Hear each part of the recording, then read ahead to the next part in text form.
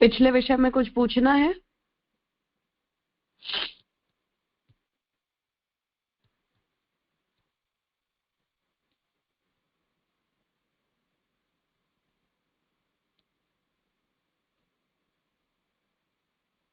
हाँ कृणाल। जी राधा, धन्यवाद, प्रणाम।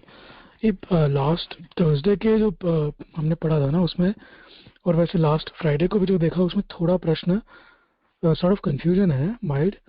एक जो है बात, ये हाँ तात्पर्य क्लियर हो रहा है यहाँ पर कि जैसे नालौकिका प्रभु कृष्ण, उसकी जो टीका है उसमें लास्ट पैराग्राफ, उसमें जो लास्ट लाइन मतलब है कि तामे लोक वेद के विषय प्रयोजन को मिश्रण पुष्टि भक्ति को बात जानिए। तो लोक वेद के मतलब स्पेशली लौकिक प्रयोजन को अगर मिश्र करते हैं हम पुष्टि भक्ति में, तो वो तो वेल अंडरस्टूड है कि वो लोकार्थिता है और उससे तो कुछ नहीं मिलने वाला। पर विषय का मिश्रण जो है, तो वो थोड़ा समझ में इसलिए नहीं आ रहा है क्योंकि फिर लौकिक कामना की पूर्ति के लिए अगर हम अपने प्रयत्न करते हैं, उसके लिए हम ठाकुर जी पर आश्रित मतलब नहीं रहते हैं, शरणागत भी नहीं है उसके लिए, वो तो वेल वो क्लियर है। किंतु जो हम प्रयत्न करते हैं लौकिक में, और बिकॉज प्रारंभिक अवस्था में तो लौकिक का अटैचमेंट ज़्यादा होता है, तो उसमें जो भी लाभ हानि होती है, मतलब कुछ मिलता है कुछ नहीं मिलता है, तो उस समय पर जो आय के पारलौकिक चाहे सर्वदा शरणम हरि, या फिर जो अंतःकरण प्रबोध में जो आ गया स्वामी स्वस्य करी स्थिति है, या नवरत्न है, उन सबको सोच के मतलब ऐसा ही सोचना पड़ेगा ना कि भगवत शरणागति हमने ली है या फिर भगवान हमारे स्वामी हैं, तो जो हो रहा है उनकी इच्छा से हो रहा है, वो अच्छा ही हो रहा है। तो वो मिश्रण तो विषय का होगा ही। शरणागति तो वो लौकिक विषय में भी हमें लेनी तो पड़ेगी ना, वो नहीं लेंगे तो कैसे चलेगा, वो समझ में नहीं आ रहा। नहीं नहीं, नहीं लेंगे ऐसा नहीं कहा जा रहा है, पर जब तक वो ली जाएगी तब तक भजनानंद की अनुभूति नहीं होगी। ये कंडीशनल है ना ये बात।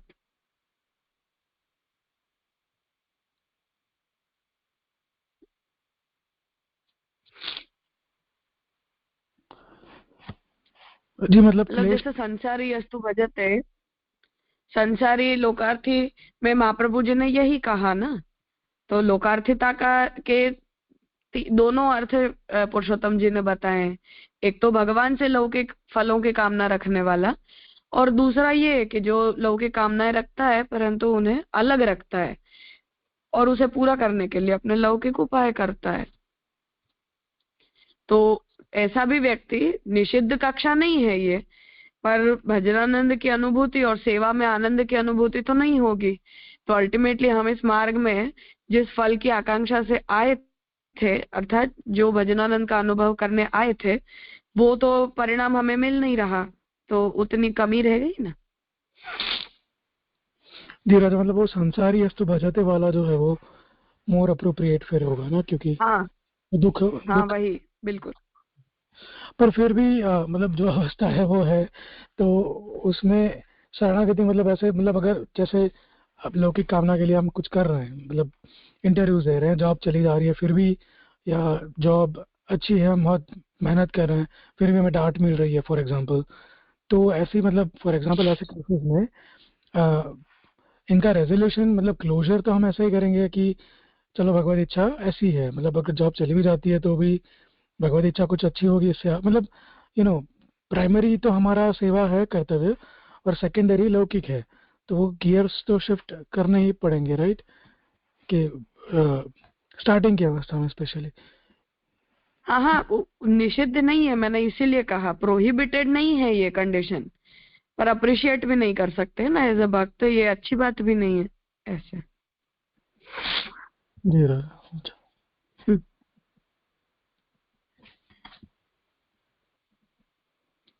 अर्थो हरि रे वही, ये नहीं हुआ ना ऐसे। या जैसे महाप्रभु जी जो चतुश्लोकी में आज्ञा कर रहे हैं, धर्म अर्थ काम और मोक्ष, इन चारों में भगवान ही हमारे बन जाएं, ऐसी स्थिति ही तो आइडियल कंडीशन है, एक्सपेक्टेड कंडीशन है। नहीं नहीं, जी राजा, मतलब आइडियल कंडीशन वही हम्म। है, बट स्टार्टिंग में ये हाँ इश्यू जो आते हाँ हाँ, हैं। स्टार्टिंग में कोई आपत्ति नहीं है, कोई आपत्ति नहीं है। इसीलिए मैंने कहा कि प्रोहिबिटेड कंडीशन नहीं है ये। पर हमें पता होना चाहिए कि ये अच्छी बात नहीं है, तब जाके हमारे हृदय में से उन भावों को निवृत्त करने की भी इच्छा आएगी। हम ऐसा समझे कि नहीं, हम जो कर रहे हैं वो ठीक ही कर रहे हैं, तब फिर वो भावना ही नहीं होगी ना हमें कि हमें ये नहीं करना चाहिए ऐसे। जी राजा, मतलब अकाउंटेबिलिटी तो होनी चाहिए कि हम हमारी रिस्पॉन्सिबिलिटी से करें, वरना फिर हाँ जी बिल्कुल। समझ में आ गया। प्रणाम राजा। हाँ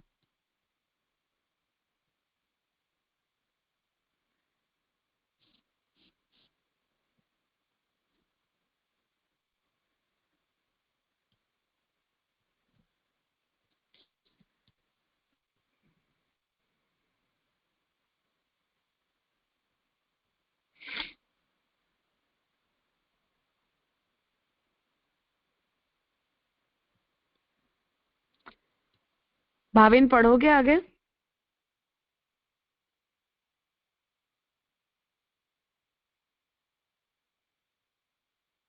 हाँ करो। हाँ जी राजा, जरूर प्रणाम। राजा कहाँ से करना है, मतलब सेकंड में तो? तुम्हारी आवाज थोड़ी सी स्लो है। हाँ जी राजा, अब आवाज आ रही है राजा? हाँ ठीक है। हाँ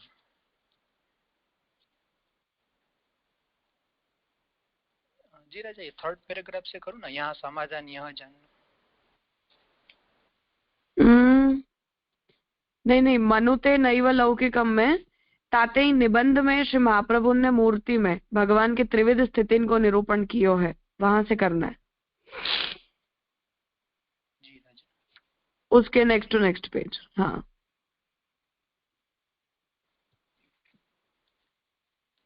हाँ करो। हाँ जी राजा। तातेई निबंध में श्री महाप्रभु ने मूर्ति में भगवान की त्रिविध स्थिति को निरूपण कियो है। प्रथम, सब कछु ब्रह्मात्मक है, ताते आदि भौतिक मूर्ति हूँ ब्रह्मात्मक है। द्वितीय, शास्त्र में मूर्ति पूजा की आध्यात्मिक विधि मिलत है, ताते मूर्ति पूजन शास्त्रानुमोदित आध्यात्मिक कर्म है। तृतीय, भक्ति मार्ग में जीव विशेष के उद्धार के कार्य मूर्ति विषय में भगवान की भावात्मिका विशेष आदिदेविक उपस्थिति होत है। तासो ऊपरी कही प्रथम बात में तो भगवान मूर्ति को पूजे के तोरे, ताते आत्मा पोषण करे के उदर पोषण करे, निश्चल स्नेह सो भजे के भजन पाखंड को छल छद्म करे, स्तुति करे के निंदा करे, सांसारिक बंधन सो छूटवो चाहे कि मूर्ति द्वारा सांसारिक कामना को पूर्ण करी पे मोह नाश में बंधावो चाहे, कछु अंतर परत नहीं है। अब यहाँ पे लोकार्थ जो भी भजन है उसमें उसके संदर्भ में यहाँ पे मूर्ति पूजा का रेफरेंस दे रहे हैं कि श्री महाप्रभु जी आज्ञा कर रहे हैं कि भगवान की जो भी त्रिविध स्थिति है मूर्ति की, उसका यहाँ पे निरूपण कर रहे हैं कि प्रथम तो सब कुछ ब्रह्मात्मक, सब कुछ ब्रह्मात्मक है, इसलिए आदि भौतिक मूर्ति है वे भी तो ब्रह्मात्मक ही है। और शास्त्र में जो मूर्ति पूजा के जो आध्यात्मिक विधि मिलती है उसके अनुसार मूर्ति पूजन है वह शास्त्रानुमोदित आध्यात्मिक कर्म तो है। और भक्ति मार्ग में जो भी जीव विशेष के उद्धार के लिए जो मूर्ति विषय में जो भी भगवान की जो हम भावना करते हैं उसमें आदि देविक उपस्थिति विशेष होती है, जो मर्यादा प्रकार से यहाँ पे हमारा ये आदि देविक प्रकार थोड़ा भिन्न होता है। और उसी के कारण, और ये जो प्रथम में कहा प्रथम बात में कि भगवत मूर्ति अगर कोई पूजे या कोई तोड़े या फिर आत्म पोषण या फिर उदर पोषण के लिए कुछ या फिर निश्चल स्नेह से भजे, इस प्रकार से स्तुति करे या निंदा करे, तो किसी भी प्रकार के द्वारा सांसारिक कामना पूर्ण करने के मोह पास के लिए भी वह चाहे तो वह अगर वो करेगा, लेकिन उसको जो फल होगा वह उसी प्रकार से वह मिलेगा, और इसके लिए उसमें कोई अंतर नहीं आ सकता है। दूसरी बात में मूर्ति पूजा की शास्त्र विधि में स्वार्थ प्रतिष्ठा तथा परार्थ प्रतिष्ठा भेद है। अब यहाँ पे शास्त्र विधि से के पक्ष में हम देखें तो शास्त्र विधि में जो दो प्रकार कहे गए, स्वार्थ प्रतिष्ठा, जो कोई व्यक्ति पर्टिकुलर होता है वो अपने घर में पूजन के लिए, मूर्ति पूजन के लिए, स्वयं के माथे विराजने के लिए जो भी देव प्रतिष्ठा करता है तो उसको हम स्वार्थ प्रतिष्ठा कहते हैं। और परार्थ प्रतिष्ठा का भेद है। परार्थ प्रतिष्ठा मतलब कि जो भी देव मंदिर में विराजते हैं स्वतंत्र, उसी प्रकार का परार्थ प्रतिष्ठा, ये दो प्रकार के भेद है। तहाँ स्वार्थ अर्थात पूजा करवे वारे ने स्वयं तथा स्वयं के परिवार के लिए लोगन के काज मूर्ति में प्राण प्रतिष्ठा की नहीं हो, तब दूसरे के द्रव्य ते पूजन करी वो महान पातित्य को कारण देव लगता जानिए। अब इस प्रकार से जब स्वार्थ प्रतिष्ठा जब किसने की है तो वह संपूर्ण जो भी पूजन की जवाबदारी है वह उस व्यक्ति की होती है। जो भी उसका भी धन और तन वह स्वयं का ही होना चाहिए। तो फिर अगर दूसरे के द्रव्य से अगर वो पूजन के लिए द्रव्य लेता है तो वह देवलकता और महान पातित्य का वह कारण रूप वह हो जाता है। मतलब शास्त्र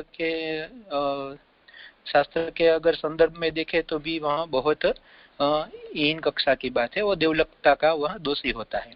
अरु मूर्ति में प्राण प्रतिष्ठा प्रार्थ अर्थात जनता के काज की नहीं होई, तहाँ पूजार्थ समर्पित पत्र पुष्प अन्न वस्त्र आदि के भगवत प्रसाद तया पुनर्ग्रहण में कछु दोष गिन्यो नहीं, परि भगवत मूर्ति को भेंट धरवे में आयो द्रव्य रत्न भूमि आदि के पुनर्ग्रहण अथवा देव मूर्ति को भेंट धरवे में आयो ध्रुत दीप जैसी साधारण वस्तु को निज उपयोग में लाइवो देव द्रव्यापहार है। और इसी प्रकार से जो भी प्राण प्रतिष्ठा जो परार्थ होती है, मतलब के समस्त जनता के बीच में से प्रभु विराजते हैं, जैसे कि बड़े तीर्थों में होता है उसी प्रकार। तो वहां पर जो भी पूजार्थ जो भी कोई अगर व्यक्ति समर्पण करता है कुछ भी वस्तु, पत्र पुष्प अन्न वस्त्र आदि, तो उसका पुनर्ग्रहण भगवत प्रसाद तया अगर वो करे तो फिर उसमें दोष नहीं लगता है। लेकिन भगवत मूर्ति को जब भेंट करेगा जो भी द्रव्य होगी रत्न भूमि आदि, तो वह अब देव द्रव्य हो जाएगा। और उसका जो पुनर्ग्रहण करने पर अब छोटा से छोटी अगर कोई भी वस्तु हो तो भी उसका पुनर्ग्रहण नहीं हो सकता है। फिर वो घृत हो दीप हो, ऐसी साधारण वस्तु भी निज उपयोग में लेना देव द्रव्यापहार है। सो तो महान पातक कर्म गिनियो है। और इस प्रकार से इसे भगवत देव द्रव्य को पुनर्ग्रहण करना बहुत ही पातक कर्म गिना गया है शास्त्र में। ऐसे किए थे विष्ठा कहवे वारे शुकर की योनि मिलत है। और इस प्रकार का जो भी कोई अगर पातक कर्म करता है तो उसको शुकर की योनि प्राप्त होती है, जो सर्वथा विष्ठा में पड़ा रहता है। या पुष्टि मार्ग में परंतु परार्थ प्रतिष्ठा को प्रकार मान्य न राख्यो होई वेते या दोष को श्री महाप्रभु जी दत्तापहार वचनम तथा च सकलम हरे न ग्राह्यम इति वाक्यम ही भिन्न मार्गम परम मतम कहत है। और उसी प्रकार से पुष्टि मार्ग में तो श्री महाप्रभु जी ने आप श्री ने परार्थ प्रतिष्ठा का प्रकार ही रीत में नहीं रखा है, मान्य नहीं रखा है। केवल गुरु सेवा मतलब कि जो स्वार्थ प्रतिष्ठा है उसी का ही प्रकार श्री महाप्रभु जी ने आप श्री ने मान्य रखा है। और इसीलिए जो भी दत्तापहार का जो दोष है वो किसी भी प्रकार से ग्राह्य नहीं है, और वह हमारे पुष्टि मार्ग से वह कभी भी नहीं हो सकता इस प्रकार का। इस प्रकार से श्री महाप्रभु जी आप श्री की आज्ञा है। सो काहे थे जो या मार्ग में तो गृहे स्थित्वा स्वधर्मतः अव्यावृतो भजेत कृष्णम अरु सेवकानां यथा लोके व्यवहारः तथा समर्पेव कार्यम अरु तत्सिद्धे तनुवित्तेजा। ऐसे अनेक वचन सो निज गृह में निज स्वामी की निज अहंता ममतास्पद उपलब्ध सकल श्रेष्ठ वस्तुन के समर्पण के द्वारा प्रेम सेवा को भाव राखियो है। और उसी प्रकार से हमारे इसे भिन्न भिन्न महाप्रभु जी के वचन इसी बात को मतलब के प्रस्थापित करते हुए मिलते हैं कि जो भी हमारा जो भी सेवा है हमारा वह निज धर्म है और उसको हमें अपने गृह में ही स्थित होके अपना स्वधर्म समझ के उसको मुख्यतः अव्यावृत होके वह करना चाहिए।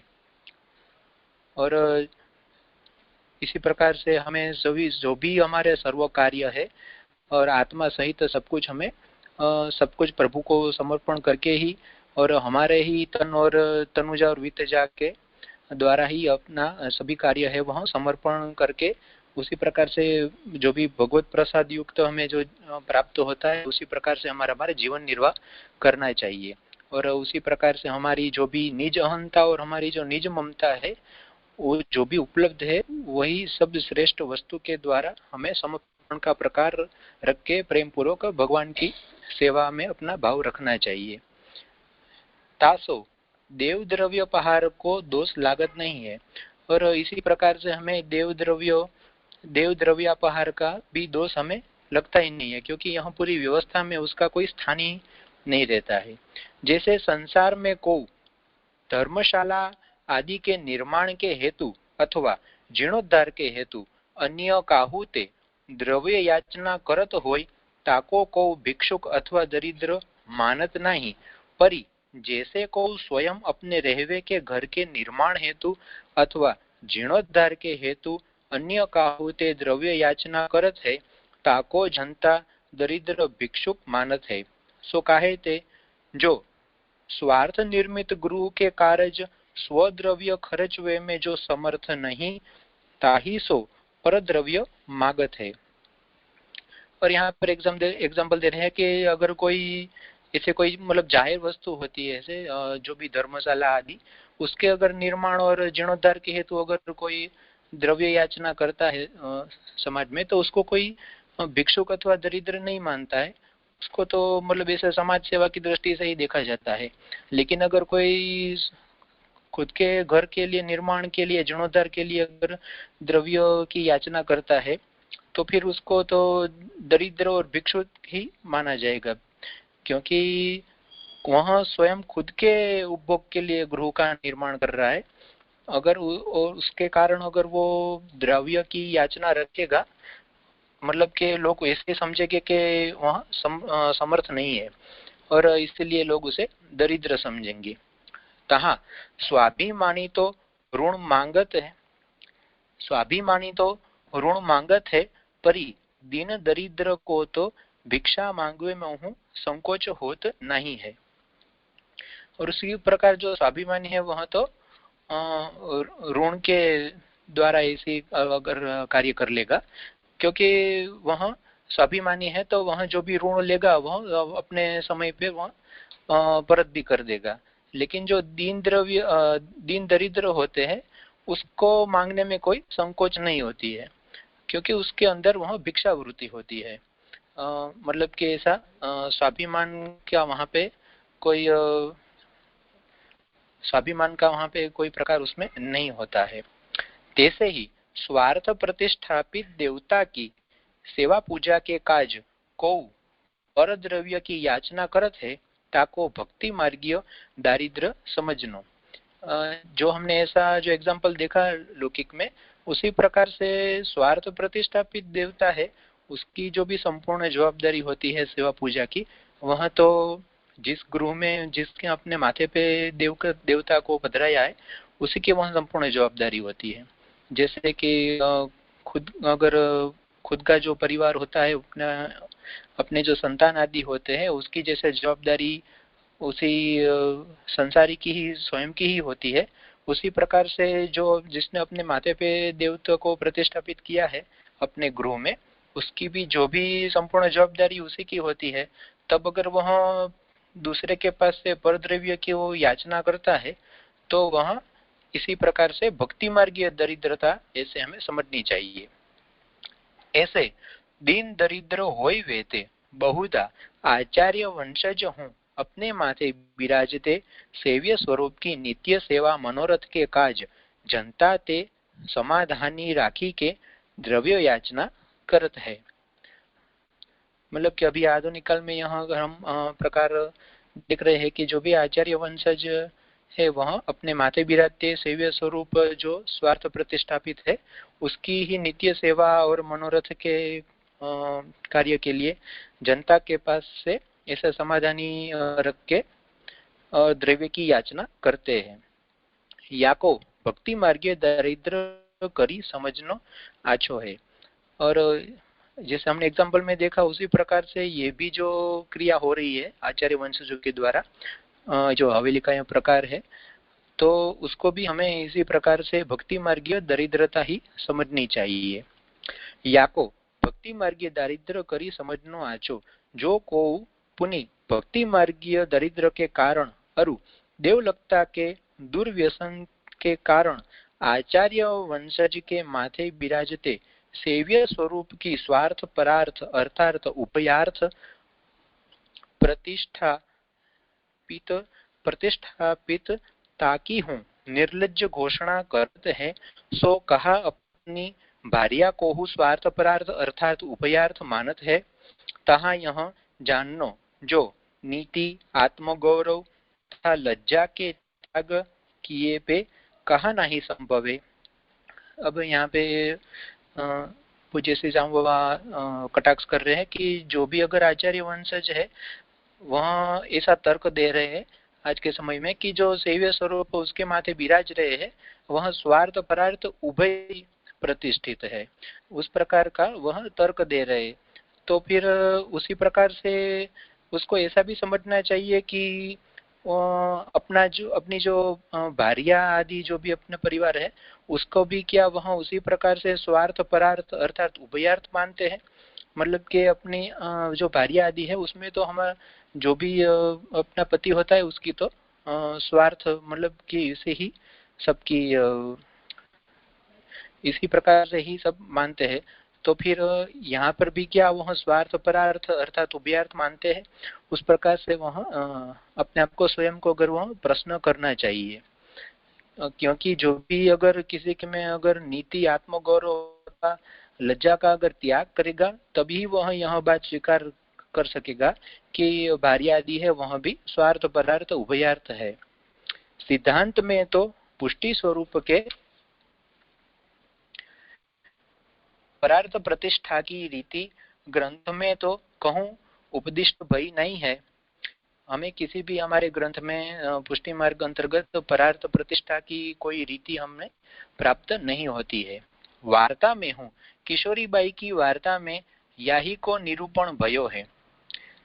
श्रीनाथ जी के स्वरूप की हूँ श्री महाप्रभु जी तो देवालय में नहीं परी नंदालय के ही भाव सो काहू भक्तन के निज गृह में प्रतिष्ठा करवो चाहत होते, परी साधु पांडे आदि सगरे व्रजवासीन के मना करवे के कारण भगवद आज्ञावश देवालय में प्रतिष्ठा भई।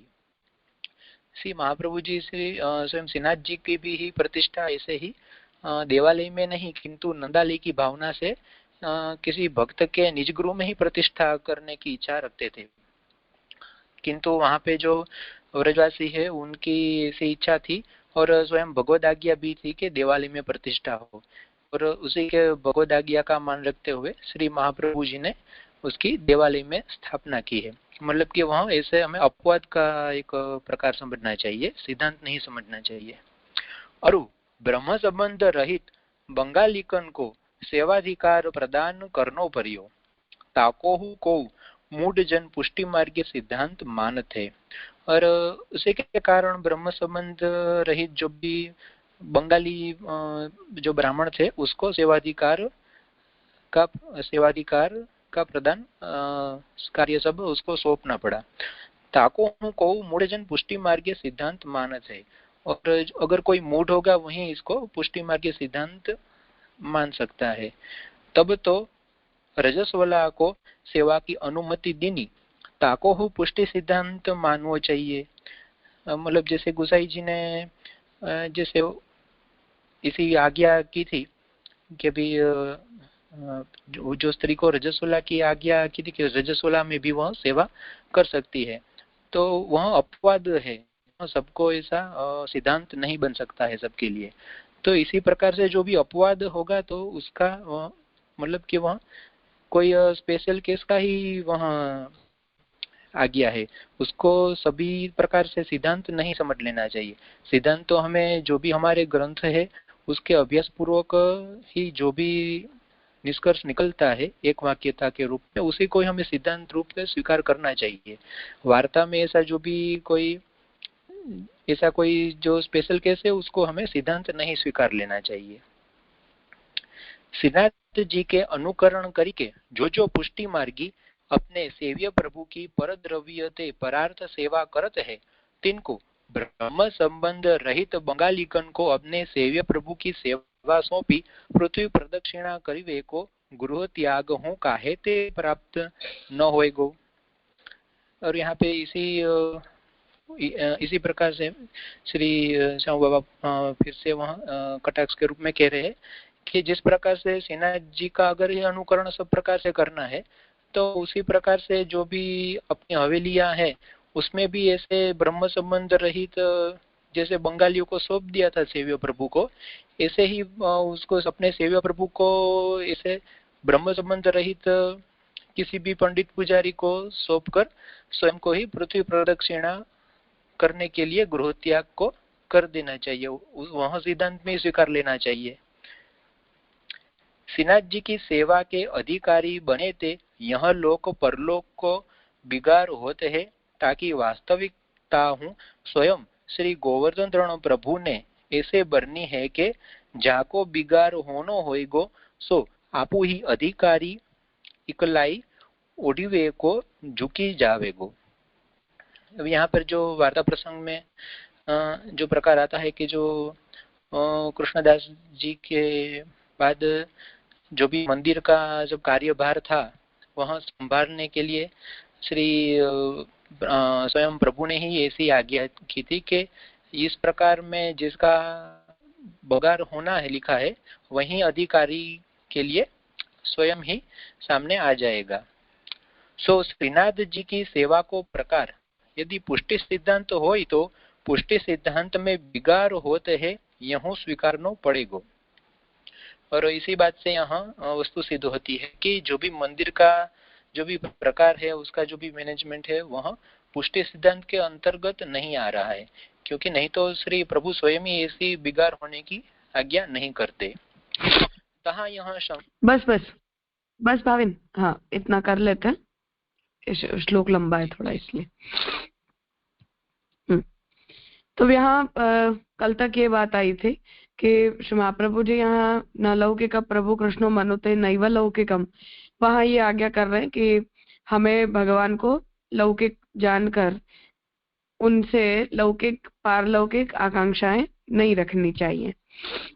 उसे अब आगे समझा रहे कि निबंध में जहाँ भगवत सेवा का प्रकार श्री महाप्रभु जी बता रहे हैं वहां आप ये आज्ञा करते हैं कि हमें विग्रह के अंदर कृष्ण की भक्ति क्यों करनी, कृष्ण की सेवा क्यों करनी चाहिए, और प्रभु को वहां पधराने के लिए क्या किसी प्रकार की मंत्र प्रतिष्ठा की आवश्यकता है।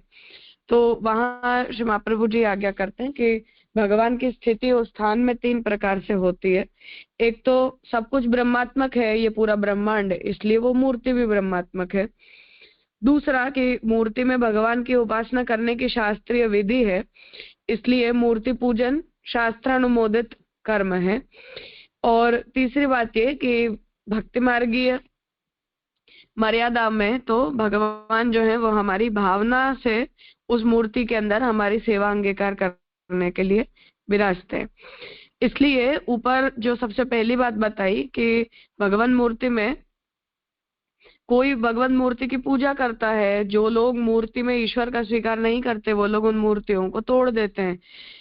इसलिए आत्म पोषण करे या पेट भरे, निश्चल स्नेह से भजे कोई व्यक्ति, या नाटक करे भक्ति करने का, स्तुति करे या निंदा करे, कुछ भी कर लो, जो ब्राह्मिक रूप से भगवान जिस स्थान पर विराजते हैं वो ब्राह्मिक अस्तित्व तो भगवान का कुछ भी करने से मिट नहीं सकता है।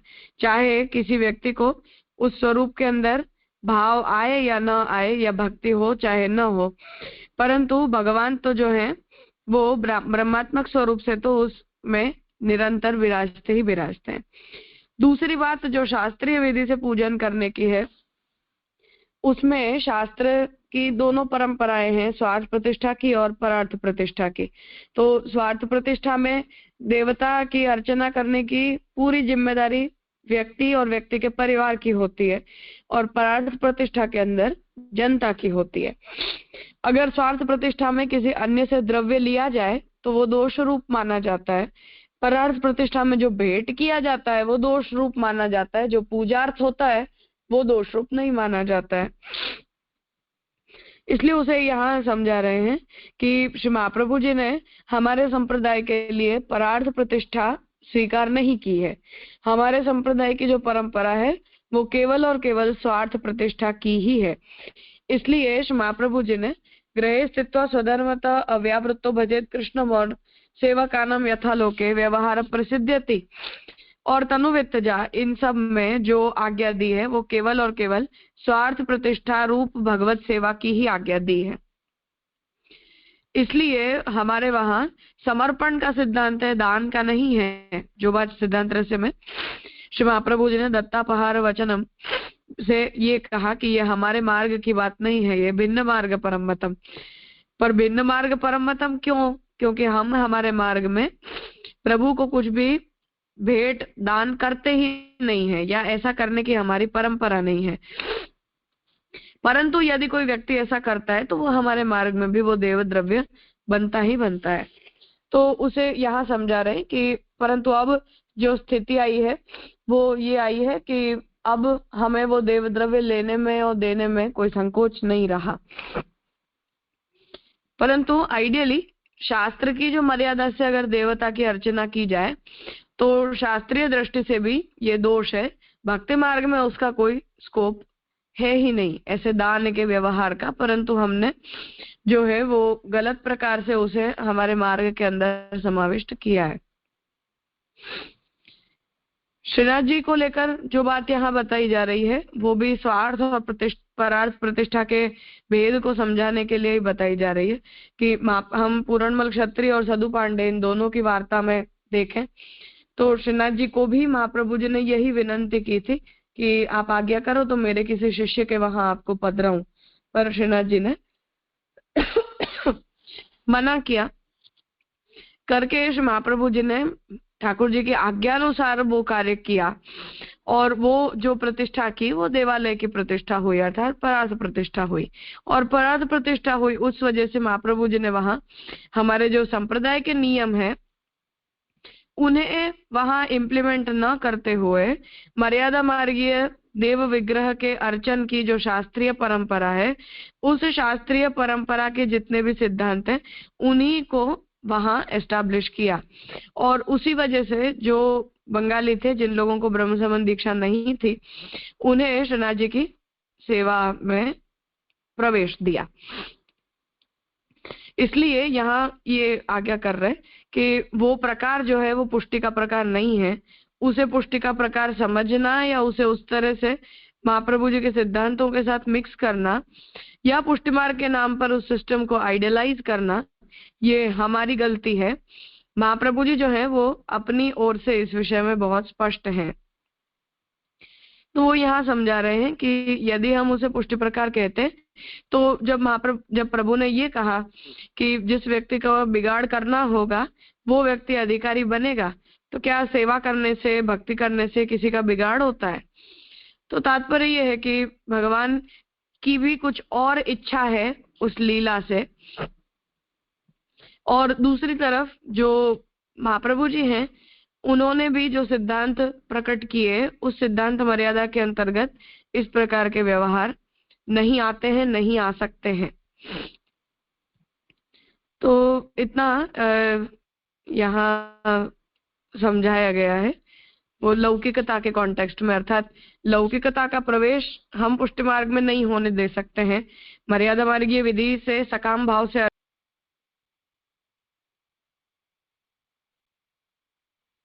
परंतु वो प्रकार का जो अर्चन है उसकी भी अपनी कुछ मर्यादाएं हैं जिन्हें यहाँ श्याम काका जी ने लिखा है। तो श्याम काका जी का तात्पर्य ये है कि हम सबसे पहले तो भगवान की अगर सेवा कर रहे हैं या भगवान की पूजा कर रहे हैं तो क्यों कर रहे हैं, किस मार्ग की मर्यादा के अनुरूप हम करना चाहते हैं, और उस पूजा और अर्चना से अल्टीमेटली फल के रूप में हमें क्या चाहिए, इन सब की स्पष्टता सेवाकर्ता के मन में होनी चाहिए। तो जैसे सिद्धांत मुक्तावली से ही महाप्रभु जी ने लौकिक लोकार्थी को नहीं करना, संसारी को नहीं करना, ये सारी स्पष्टताएं कर दी। तो हम अगर सकाम हो और सकाम भाव से ही करना चाहते हो तब हमें पुष्टि मार्ग की परंपरा से न करके मर्यादा मार्ग में जो सकाम अर्चन की पद्धति है उस अनुसार करना चाहिए। पर स्थिति हमारी ये है कि जो देव द्रव्य और देवलकता का अपराध मर्यादा मार्ग में भी माना गया है, उन अपराधों को भी हमने पुष्टि में भी इनवाइट किया। जिस दान के व्यवहार को हमारे संप्रदाय में अलाउ नहीं किया गया है समर्पण का मार्ग होने के कारण, उस दान के व्यवहार को भी हमने इस मार्ग के अंदर अपने द्रव्य कमाने की आकांक्षाओं को पूरी करने के लिए इन्वॉल्व कर लिया। और थर्डली भक्ति मार्ग की भी मर्यादा तोड़ी, मर्यादा मार्ग की भी मर्यादा तोड़ी, और एक तीसरे ही प्रकार के फल की आकांक्षा हमारे अंदर है जिसमें भगवान हमें द्रव्य दे, ये भी आकांक्षा एक बार के लिए अच्छी है, बजाय के भगवान को ही बेचकर हम पैसे कमाने की वृत्ति रखते हो। तो आइडियल कंडीशन ये है कि भक्ति मार्ग अनुसार किया जाए, सकामता निवृत्त न होती हो और आकांक्षाएं हो ही हमारी, तो मर्यादा मार्ग में बताई गई विधि से सकाम अर्चना कर लेनी चाहिए। परंतु वो अर्चना करने में भी मर्यादा मार्ग के नियमों का अनुसरण तो व्यक्ति को करना ही चाहिए। उतना भी अगर हमसे ना होता हो और केवल धंधा ही करना हो, व्यापार ही करना हो, तब तो उसमें मर्यादा भी नहीं बची, पुष्टि भी नहीं बची, वो प्रवाह और चर्षणीवत व्यवहार हो गया। ऐसा यहाँ वो लोकार्थिता के संदर्भ में श्याम काका जी आज्ञा कर रहे हैं। आज यहाँ रखते हैं, आगे का विषय कल करेंगे।